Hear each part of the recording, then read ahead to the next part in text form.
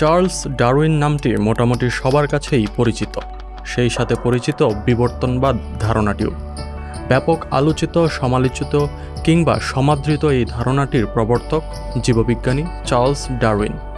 ডারউইনই সর্বপ্রথম প্রত্যক্ষ পর্যবেক্ষণের মাধ্যমে বিবর্তনবাদের অমূল্য ধারণাটি সামনে আনেন। তাই ডারউইন আর তার তত্ত্বের সাথে জড়িত সবকিছুর মূল্যই বেশ চড়া। এই যেমন ডারউইনের স্বাক্ষরিত এক প্রস্থ কাগজ বিক্রি হয়েছে প্রায় 9,12,00,000 টাকায়। এই কাগজটি অবশ্য যে কোনো সাধারণ কাগজ না, এটি গুরুত্বপূর্ণ একটি নথি। ডারউইন স্বাক্ষরিত এই নথিটি ইতিহাসের অংশ এবং বিবর্তনবাদ তত্ত্বের সাক্ষী। ডারউইন তার নিজের তত্ত্বকে সমর্থন করে এই নথিতে সেটির পক্ষে যুক্তি দাঁড় করিয়েছেন, অর্থাৎ নিজের গবেষণাকে ডিফেন্ড করেছেন এবং ডিফেন্ড শেষে নিজের স্বাক্ষর করেছেন।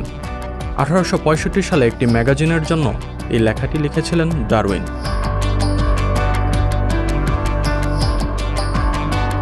যুক্তরাষ্ট্রের নিউ ইয়র্ক শহরে এক নিলামে বিক্রি হয় নথিটি। তবে অনেকে ধারণা করেছিলেন কাগজটির দাম আরও বেশি হবে, কিন্তু তবুও আশাহত করেনি সেটি।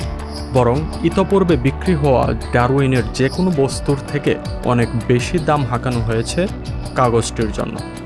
শেষ পর্যন্ত $8,12,000 বিক্রি হয় নথিটি।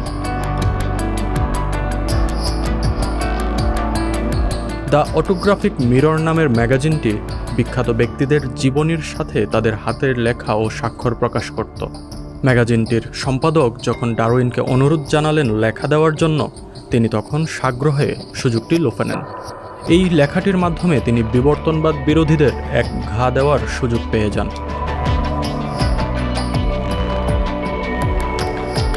ডারউইনের on the origin of species বইটির প্রথম সংস্করণ বাজারে আসার পর সমালোচনা রটেছিল জীবনের উৎস কি তাই পরিষ্কার ব্যাখ্যা করতে পারেনি বিবর্তনবাদ তত্ত্ব।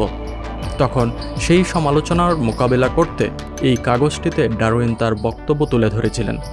লেখাটিতে তিনি স্বীকার করেছেন বিবর্তনবাদ তত্ত্ব জীবনের উৎসের ব্যাখ্যা করতে পারেনি, কিন্তু পৃথিবীতে জীবন কিভাবে বিবর্তিত এবং বৈচিত্র্যময় হয়েছে তার সঙ্গে জীবনের উৎস সম্পর্কিত সমালোচনাটি সম্পূর্ণ অপ্রাসঙ্গিক।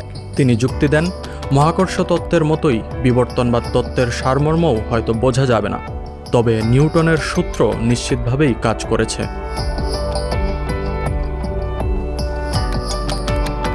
এই নথিটি বিক্রি হওয়ার কয়েক বছর আগে ডারউইনের আরেকটি নথি বিক্রি হয়েছিল।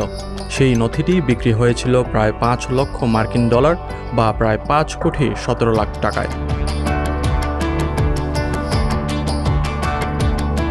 আসিফ মাহমুদ, নিউজ ডেস্ক, সংবাদ প্রকাশ।